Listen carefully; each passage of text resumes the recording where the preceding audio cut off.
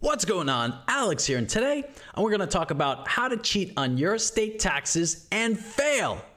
So the reason I'm making this video is that a lot of our clients know that they have to respect the IRS to a certain extent, right? So they're hesitant to do anything that would create a situation where they have an IRS issue or a problem. But when it comes to the states, people are a bit more lax. They think, I'm not going to worry about the state all that much, or hey, I have some unreported income. Let's report it on federal. Let's not worry about the states. But the important thing to realize is that the states cannot print money like the federal government can. So if the feds are running low on cash, they simply print it. The states don't have that luxury, so they fight tooth and nail over every single dollar of revenue that they feel that they deserve. And issues may arise when a taxpayer lives in one state, but they want to make the case that they live in a state where there is no income tax to save millions of dollars in taxes. So for example, Nevada, Florida, Texas, those states don't have a state income tax. So you would think that it would be advantageous to make the case that you live there. Well, other states might have an issue with that, because if they feel that you live in their state and not Nevada, not Florida, not Texas, then you may have a problem. And this is not limited to your everyday Joes. This can also affect billionaires, as we're going to see in this example. So we're going to take a look at a recent case that's been filed against a billionaire. He's also the chair of a publicly traded company, and he tried to make the case that he lived in the state of Florida. And when you look at the facts and circumstances, clients hate those words, but facts and circumstances dictate that that person actually seemed to have lived in the state of Washington, D.C. So now Washington, D.C. is suing not only this person, the billionaire tech founder, but also his company. So you've got the whole enterprise pulled into this fiasco. Let's take a look. Alrighty, so what we're talking about is MicroStrategy chair Michael Saylor, the billionaire tech founder, accused of evading $25 million in taxes by the DC Attorney General. This is Washington, DC. And it says, DC Attorney General Karl Racine accused tech billionaire Michael Saylor of evading $25 million in district taxes, that's District of Columbia, Washington, D.C., in a lawsuit filed Wednesday. The suit also names MicroStrategy, his company, the data tracking company Saylor co-founded, as a defendant, claiming the company conspired to help Saylor evade the taxes. So now you've got another issue in that the company is being pulled in here, and the case is being made that they're also culpable. Saylor allegedly claimed to reside in Florida, which does not have a personal income tax, while actually living in several different homes around Washington, D.C., according to the lawsuit. All right? And that's Michael Saylor right there. And I have to make clear that everything we're going to talk about in this video is alleged. Everyone's innocent until proven guilty. I don't want his attorneys to come after me and sue me. But this is what is alleged in the case. Again, nothing has been proven. So, I want to make clear, this is not some average Joe Schmo who messed up on his taxes. This guy is brilliant, 100 times smarter than I'll ever be. First of all, he owns Michael.com, which can't be a cheap domain. You're not going to get that for $11.99 from GoDaddy, I can tell you that. That cost a pretty penny. But aside from that, we see that he's the executive chairman of MicroStrategy, a publicly traded business intelligence firm that he founded in 1989. He's also the founder of Alarm.com, named inventor on 40 plus patents, and he's author of a book. He has dual degrees from MIT in aerospace engineering and history of science. This is not a dumb guy, guys. So one thing that I notice with clients and having to do their taxes is the smartest ones sometimes end up in the biggest trouble from a tax perspective, because they're brilliant in their field. So they could be an engineer, a scientist, an architect, what have you. And then they try to apply that knowledge and that background to income taxes. The problem is that once you start trying to apply logic to income taxes, you're very likely to go sideways, because logic is never the intent of income tax legislation. It's usually to affect social engineering. So if the government wants you to get married, they're going to make marriage beneficial from an income tax perspective. If they want you to start a business, they're going to make starting a business advantageous from an income tax perspective. So logic and taxes very often don't mix. Sometimes they're diametrically opposed, okay? One is mutually exclusive of the other. And that's where really smart people can get in trouble with taxes, even though they're absolutely killing it in whatever field they happen to be in. So let's take a look at the case itself. This is the lawsuit that was filed by the District of Columbia, Washington, D.C., and it's against Michael Saylor and MicroStrategy Inc. So now imagine the shareholders of this company have to deal with the fact that now the shares that they own may fluctuate in value depending on how this case plays out. All right, and in reading the case, we see here, this is the 30,000-foot view. And as we're going through this, put yourself in a position of the taxing authority and see how you would judge the residence of this taxpayer. Does he live in Florida or does he live in Washington, D.C.? Residence is a very important issue for income tax purposes. So as we're going through here, try to weigh the factors for or against this person living in Florida as opposed to Washington, D.C. All right, so defendant Michael J. Saylor has unlawfully deprived, again, alleged, the District of Columbia of tens of millions of dollars in tax revenue. Defendant Saylor knowingly, that's a key point. When you underpay your taxes inadvertently, that's one thing. But when you're knowingly doing it, that's a whole separate thing and may even be criminal. All right, that gets into the area of tax evasion. So you have to be really careful there when they make the determination that you knew that you were evading taxes and it wasn't some inadvertent error.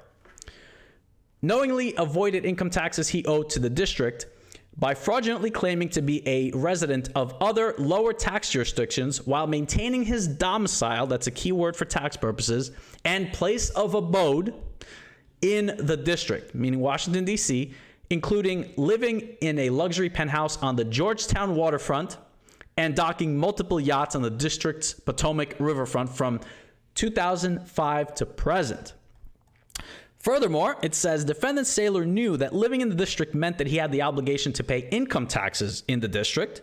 He's highly educated, sophisticated businessman, and the founder of MicroStrategy, publicly traded company. So when you have a problem with income taxes, the taxing authorities will use the fact that you're astute, that you're smart, and that you're sophisticated against you, because they're going to say that you should have known how to do it right, but you decided to do it a different way. That does not help your case. So it says that the defendant MicroStrategy, this is the company now, and you have to understand that when the company is involved, the shareholders are involved, the board is involved, all the other stakeholders, it becomes a huge mess, especially when it's publicly traded. The stock price might start flying around when these accusations come to light. So defendant MicroStrategy knew that Saylor was in fact a district resident, meaning he lived in Washington, D.C., but instead of accurately reporting his address to local and federal tax authorities and correctly withholding district taxes, the company conspiracy, that's also a strong word to throw around, that may be criminal as well, with defendant Saylor to facilitate his tax avoidance scheme. All right. Getting into a bit more of the details here, we see that defendant Saylor lived in the district from 2005 through 2021 without paying income taxes. So reading further, by 2005, defendant Saylor moved into and permanently occupied a penthouse apartment located on the Georgetown waterfront at 3030 K Street Northwest. All of these places and addresses that we're going to discuss, they're all in Washington, D.C. Between 2006 and 2008, defendant Saylor spent millions of dollars purchasing 3 luxury condominium units in the same building at 3030 K Street with the purpose of combining them into a 7,000 square foot residence overlooking the Potomac River. Saylor first purchased the unit he rented since 2005 and subsequently bought 2 adjacent penthouse units. So he had one place that he was living in Washington, D.C., then he bought the 2 adjacent units in the same building. Defendant Saylor began extensive renovations in 2011, spending millions of dollars to combine the three 3030 K Street units into a single residence he now calls Trigate. The budget for custom woodworking alone exceeded $5 million. You know, I can't wait till the day that my woodworking exceeds $5 million. It's a beautiful thing. While the renovations were ongoing, Defendant Saylor continued to reside in the district, often staying aboard one of his yachts, which he kept tied up on the Georgetown waterfront during the day and anchored in the Potomac River at night.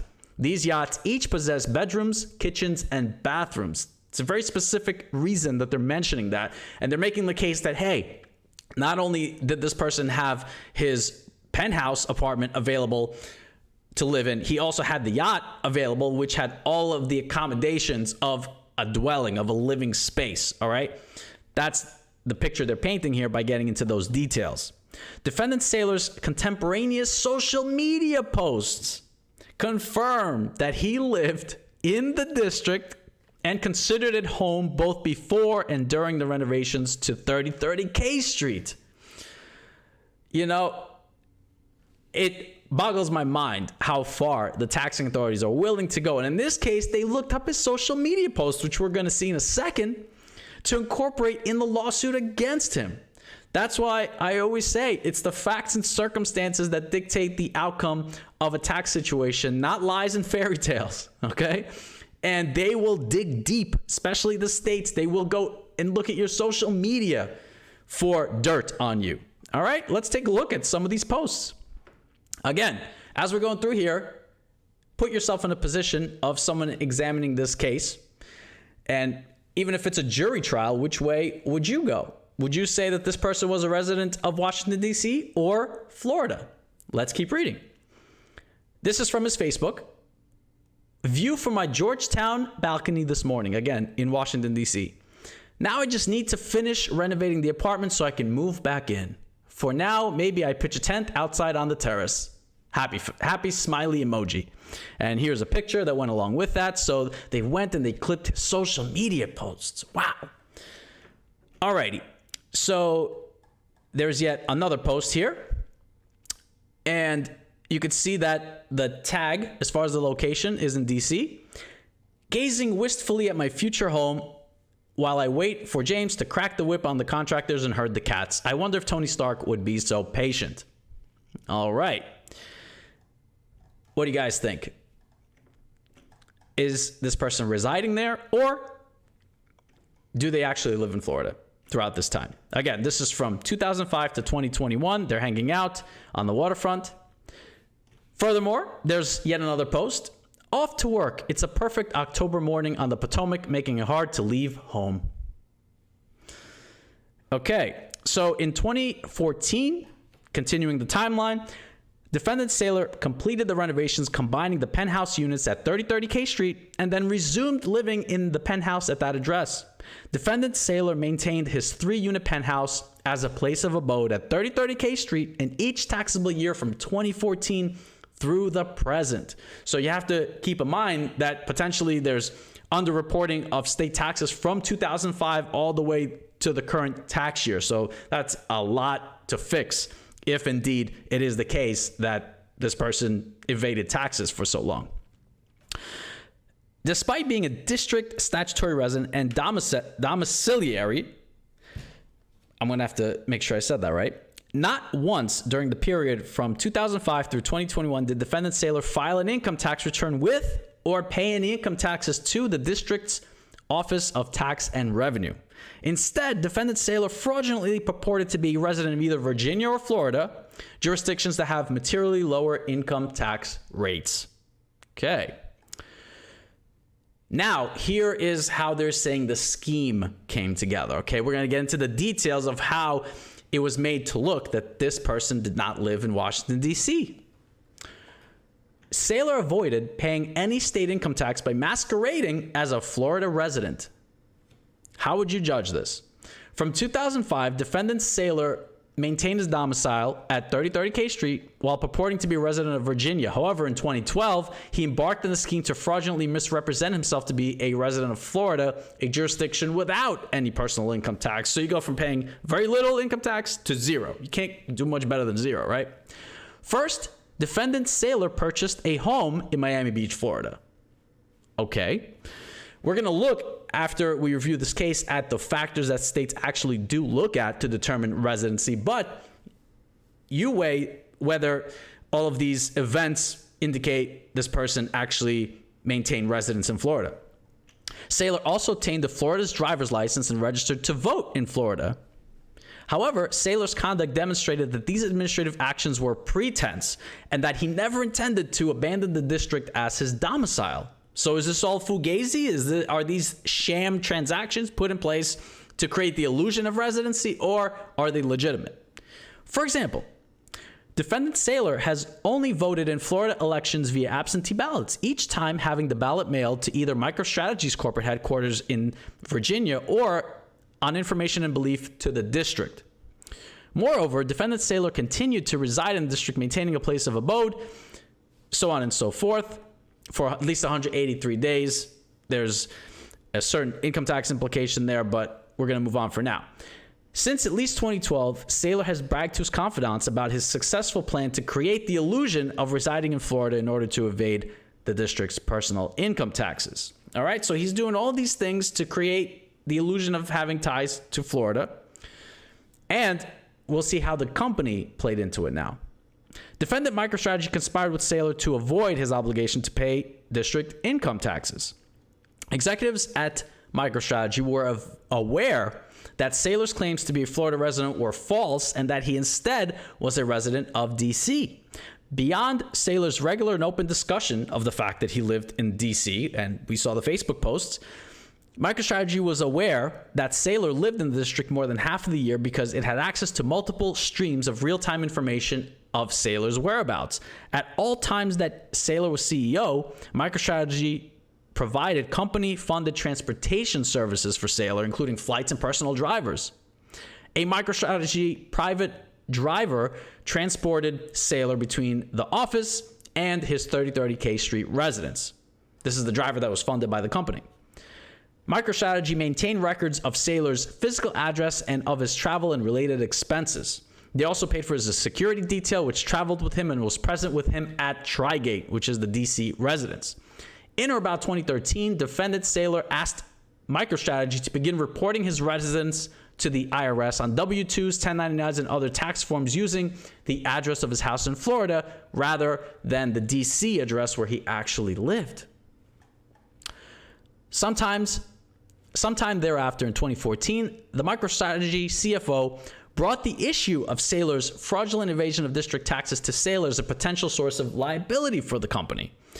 To assuage MicroStrategy CFO the concerns that he had in an attempt to reduce the likelihood that tax authorities would discover Saylor's fraudulent scheme, Saylor formed an agreement with the MicroStrategy CFO to reduce the salary that MicroStrategy would pay to Saylor to nominal $1. So they're saying, all right, we want to take some of the heat off. Let's make my salary $1 so that Washington, D.C. doesn't start looking into this too deeply. Despite this nominal reduction in salary, Saylor's compensation for MicroStrategy remained considerably higher as a result of high cash value of fringe benefits, so on and so forth. So that's where the $20 million figure is coming from in terms of the total underpayment of taxes throughout that period. So they're saying that acting through the CFO, they entered into agreement to essentially make it look like this person was living in an entirely different state. And in furtherance of the unlawful agreement, defendant MicroStrategy committed overt acts, including the following. The company reported to the IRS on Forms W-2 for taxable years from 2014 to 2021 that defendant Saylor's address was that of his house in Florida rather than the true place of abode. And B, the company failed to withhold district income taxes on amounts it paid to Saylor and failed to pay employer-side taxes to the district during taxable periods 2014 through 2021. This was no mere clerical error. Again, they're pushing the fact that this was intentional. Defendant MicroStrategy knowingly reported false information on federal tax forms and failed to withhold taxes in furtherance of an unlawful agreement to assist its then CEO. Defendant Saylor in his fraudulent scheme to avoid his obligation to pay district income taxes, all for Saylor's personal benefit. All right? We're pretty much done with the case. You can see what they're alleging here. And the fact is, now the company is being roped into this, because if you don't adequately report compensation to your employees, now you may have underpaid taxes at the entity level. All right? So at that point, you're definitely getting into hot water there, because it doesn't look good for the company itself, and now the company may be liable, which the shareholders and the board are not going to be happy with. All right.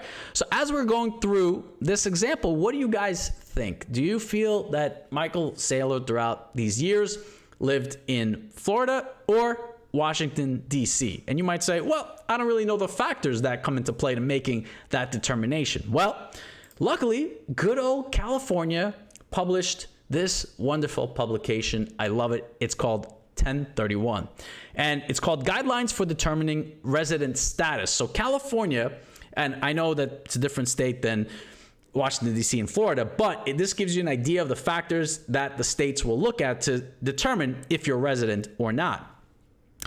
Little story time before we get into that. A little while back, I had a client I was having a conversation with. They resided in They resided in California, and they told me that they were moving to a state with zero income taxes. In this case, let's call it Nevada. And I said, okay, it's the first time I'm hearing that. I wasn't aware that you were moving. And they said, well, we're going to be moving for the rest of the year, and then we're going to be moving back to California. Okay. That's kind of strange, because when you're moving somewhere, you're probably going to stay there for a little while. You don't intend to come back right after the end of the year. So I started digging a little bit, as naturally a tax professional should. And I found out that throughout that time that they planned to live in this zero tax state, they were going to liquidate hundreds of thousands of dollars of stock. And there would be hundreds of thousands of dollars of gain. And the idea was that instead of paying those taxes to California, let's move out of California for the rest of the year. Let's sell all the stock, and we're going to be home free. And then we'll move back to California. And I had to advise this client that that's a terrible idea. All right, because California is going to see your, let's say, 2021 tax return, and it's going to have that you're a part-year resident for half the year, part-year resident of another state for half the year, and then the next tax return is going to indicate that you're a resident again of California in the very next year. What are they going to do? They're going to look at the income that you made during that period that you were, quote, non-resident, and assume that you were resident throughout that time because of the factors that we're going to look at in a second. And then you're going to be on the hook for the extra taxes, penalties, and interest. And then you have the professional have to help you to sort all of this out. And it's not pretty. The states are vicious when it comes to this, especially California. So I advise this client, don't do that. You're setting yourself up for failure, and anybody who assists you in the scheme is not doing you any favors, okay? California will catch on, and when they hit you, they're going to hit you hard. All right. With that, let's take a look at the guidelines for determining resident status. What are those magical factors? All right. Well, the state of California will look at the following: the amount of time you spend in California versus the amount of time you spend outside of California. Okay. The location of your spouse and children, the location of your principal residence. Again, you can have homes all over the country. Even if you have 15 houses, you have to determine which one's your personal residence, because if you don't determine it, they'll determine it for you. It may not be the one that you would like. State that issued your driver's license. State where your vehicles are registered. State where you maintain your professional licenses. State where you're registered to vote. Location of the banks where you maintain accounts. The origin point of your financial transactions. You see a lot of different factors. Location of your medical professionals and other healthcare providers, such as doctors, dentists, etc., accountants, attorneys, so forth. And furthermore, you have the location of your social ties. such as your place of worship, professional associations, or social or country clubs of which you are a member. So where do you go to church? Where do you go to synagogue? All those good things. Location of your real property and investments, and permanence of your work assignments in California. All right. And you'll find here that none of these factors is determinative. All right. And it says right here that in using these factors, it is the strength of your ties, not the number of ties, that determines your residency. And this is only a partial list of factors to consider. No one factor is determinative. So you can't just say that, hey, I met this one factor really well. Well, there are all the others to consider. And there are things that the state tax authorities will look at that aren't even on this list. All right. They're going to use every reason they possibly can to collect that revenue, especially a state like California, where there are many wealthy individuals that have all sorts of compensation coming in. And if even one of them was to switch residency to the state of Florida for even half a year, that could be millions of dollars of lost revenue for the state. And let me just be clear, if it was possible to simply change your residency with piece of paper that you file with the post office, then every single person in the entire country would have a residence in a zero tax state. Think about it, right? I mean, if you're living in California, why wouldn't you change your address to somewhere in Florida if you can avoid paying $50,000 to the state of California on an annual basis, okay?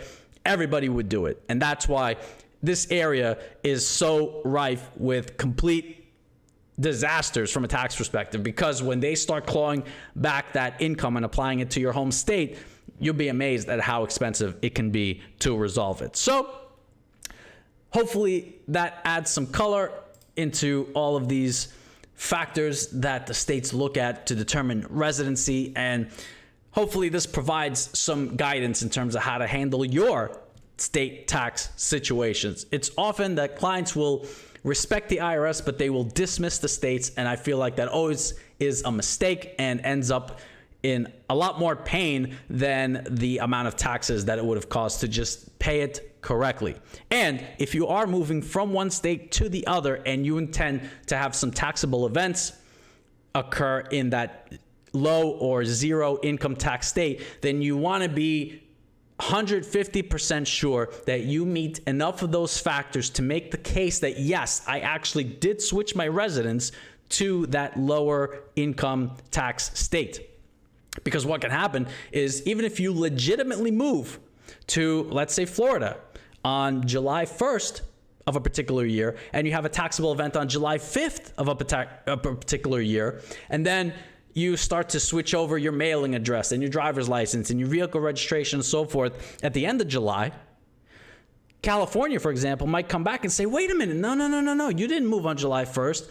Technically, based on the facts and circumstances, again, not on the lies and fairy tales, facts and circumstances, you actually moved on July 17th. That's when your residence changed. That's where your domicile changed from California. And what that may result in is some of those taxable transactions being taxed by the state of California. And again, the burden of proof is on you to indicate how and why you are indeed not subject to taxation at the California state level.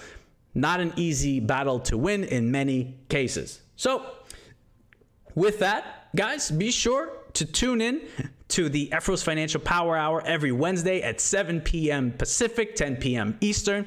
If you're hanging out for the video, like the channel, subscribe, share it, all that good stuff. Drop a comment. I love reading your comments. And with that, as always, hopefully this was helpful. Thanks for watching.